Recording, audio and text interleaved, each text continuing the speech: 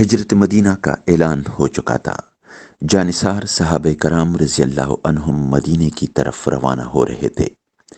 ایسے میں ایک صحابی رسول ہجرت کرنے کے لیے مکے سے نکلے تو قریش کا ایک گروہ ان کے پیچھے لگ گیا۔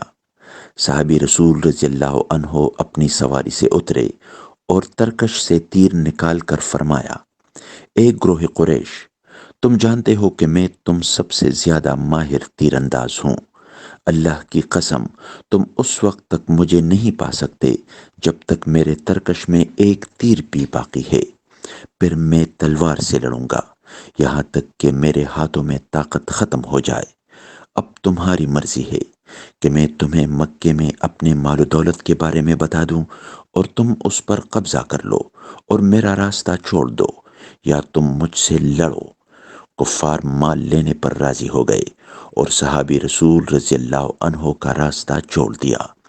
جب وہ صحابی بارگاہ رسالت میں حاضر ہوئے تو حضرت محمد صلی اللہ علیہ وآلہ وسلم نے ارشاد فرمایا: ابو یحییٰ نے نفع بخش تجارت کی، ابو یحییٰ نے نفع بخش تجارت کی۔ اے عاشقان رسول، بہترین تیر انداز، حوصلہ مند اور نفع بخش تجارت کرنے والے یہ صحابی رسول حضرت سیدنا ابو یحییٰ صہیب بن سنان رومی رضی اللہ عنہ تھے۔ رومی کہنے کی وجہ یہ تھی کہ آپ رضی اللہ عنہ کے والد یا چچا ایران کے بادشاہ کی طرف سے ابواللہ عراق میں بصرہ کے قریب شہر پر حاکم تھے، جبکہ آپ کا گھر موصل کے قریب نہر فرات کے کنارے ایک بستی میں تھا۔ ایک دن رومیوں نے حملہ کر کے قتل و غارت گری کا بازار گرم کیا اور کئی لوگوں کے ساتھ آپ کو بھی قیدی بنا کر روم لے گئے۔ اس وقت آپ کم عمر تھے، اس طرح آپ کی پرورش روم میں ہوئی۔ عرب شریف کیسے پہنچے؟ قبیلے بنو کلب کے ایک شخص نے آپ کو رومیوں سے خریدا اور مکے لے آیا۔ پھر عبداللہ بن جدعان نے آپ کو خرید لیا، یہاں تک کہ آزادی کی دولت نصیب ہو گئی۔ بعض روایات کے مطابق بالغ ہونے کے بعد آپ شام سے بھاگ کر مکہ آ گئے تھے۔ آپ رضی اللہ عنہ ابتدائے مکہ میں رہائش رکھی اور تجارت کا پیشہ اپنایا، جس سے کافی مال کما لیا تھا۔ قبول اسلام: آپ اور حضرت عمار بن یاسر رضی اللہ عنہم ایک ساتھ بارگاہ رسالت صلی اللہ علیہ وآلہ وسلم میں حاضر ہو کر اسلام قبول کیا تھا۔ اس وقت 30 سے کچھ زائد خوش نصیب دامن اسلام سے وابستہ ہو چکے تھے۔ آپ ان 7 افراد میں شامل ہیں جنہوں نے سب سے پہلے اپنا اسلام ظاہر کیا۔ فرامین مصطفیٰ صلی اللہ علیہ وآلہ وسلم: حوض کوثر پر سب سے پہلے جسے سیراب کیا جائے گا وہ صہیب ہیں۔ تم صہیب سے محبت کرو جس طرح ماں اپنے بچے سے محبت کرتی ہے۔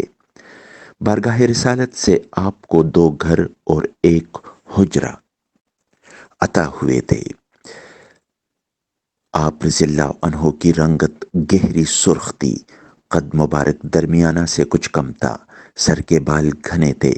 آپ رضی اللہ عنہ سخی اور نرم دل تھے، راہ خدا میں اپنا مال خرچ کرتے، جہاد کرتے، لوگوں کو بکثرت کھانا کھلاتے، نفس کی مخالفت کرتے تھے، علم و فضل والے اور اللہ پاک اور رسول صلی اللہ علیہ وآلہ وسلم کے احکامات کو بجا لانے میں جلدی کرنے والے تھے۔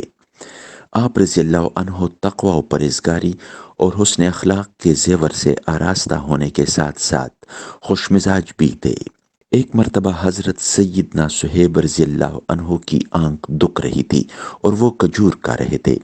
پیارے آقا صلی اللہ علیہ وآلہ وسلم نے ارشاد فرمایا: تمہاری آنکھ دکھ رہی ہے اور تم کھجور کھا رہے ہو۔ عرض کی: میں دوسری طرف سے کھا رہا ہوں۔ یہ سن کر حضرت محمد صلی اللہ علیہ وآلہ وسلم مسکرا دیے۔ آپ رضی اللہ تعالیٰ عنہ کا شمار ان مسلمانوں میں ہوتا ہے جنہوں نے کفار مکہ کی طرف سے ملنے والی اذیتوں اور تکالیف کو برداشت کیا۔ کفار مکہ آپ کو اس قدر اذیت دیتے اور ایسی مار دھاڑ کرتے کہ آپ رضی اللہ عنہ گھنٹوں بے ہوش رہتے۔ آپ رضی اللہ عنہ شب بیدار تھے اور خوب عبادت کرتے تھے۔ ایک مرتبہ زوج محترمہ نے اس معاملے میں آپ سے بات کی تو آپ رضی اللہ عنہ نے فرمایا، بے شک اللہ نے رات کو سکون کے لیے پیدا کیا ہے مگر میرے لیے نہیں۔ مزید فرمایا، بے شک صہیب جب جنت کا ذکر کرتا ہے تو اس کا شوق بڑھ جاتا ہے، اور جب جہنم کو یاد کرتا ہے تو اس کی نیند اڑ جاتی ہے۔ آپ رضی اللہ عنہ تمام غزوات میں رحمت عالم صلی اللہ علیہ وآلہ وسلم کی صحبت بابرکت سے فیض پاتے رہے۔ تاجدار رسالت صلی اللہ علیہ وآلہ وسلم جہاں بھی تشریف لے جاتے میں وہاں ضرور حاضر ہوتا، بیت لیتے میں اس میں ضرور شریک ہوتا۔ مزید فرماتے ہیں، سید عالم صلی اللہ علیہ وآلہ وسلم نے جو بھی لشکر جنگ کے لیے روانہ فرمایا میں اس میں شریک رہا، اور جس جنگ میں مصطفیٰ کریم صلی اللہ علیہ وآلہ وسلم بنفس نفیس شریک ہوتے میں ساتھ ساتھ رہتا۔ اگر جان عالم صلی اللہ علیہ وآلہ وسلم کے سامنے کی طرف سے حملے کا اندیشہ ہوتا، اگر پیچھے سے خطرہ ہوتا تو پیچھے آ جاتا۔ میں نے کبھی بھی حضور نبی رحمت صلی اللہ علیہ وآلہ وسلم کو اپنے اور دشمنوں کے درمیان تنہا نہیں چھوڑا۔ آپ فتح شام کے موقع پر امیر المؤمنین حضرت سیدنا عمر فاروق رضی اللہ عنہ کے ساتھ شام تشریف لائے تھے۔ جب حضرت سیدنا عمر فاروق رضی اللہ عنہ قاتلانہ حملے میں شدید زخمی ہوئے تو انہوں نے حضرت صہیب کو نمازیں پڑھانے کا حکم دیا۔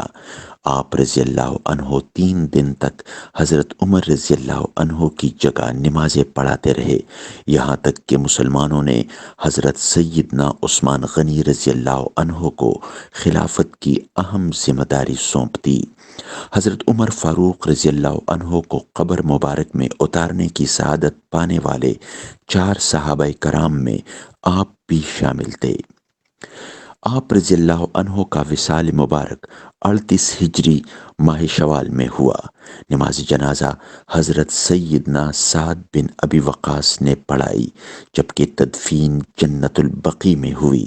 بوقت انتقال آپ کی عمر مختلف روایات کے مطابق 70، 73 یا 84 سال تھی۔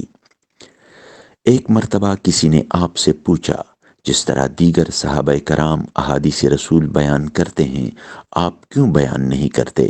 فرمایا، جس طرح دوسروں نے سنا میں نے بھی سنا، لیکن حدیث پاک ہے، جس نے مجھ پر جان بوجھ کر جھوٹ باندھا وہ اپنا ٹھکانہ جہنم میں بنا لے۔ لہٰذا میں تم سے وہی حدیث بیان کرتا ہوں جسے میرے دل نے یاد رکھا اور میرے کانوں نے محفوظ کیا۔ آپ سے روایت کردہ احادیث کی تعداد 30 کے قریب ہے، جن میں سے امام مسلم نے 3 احادیث روایت کی ہے۔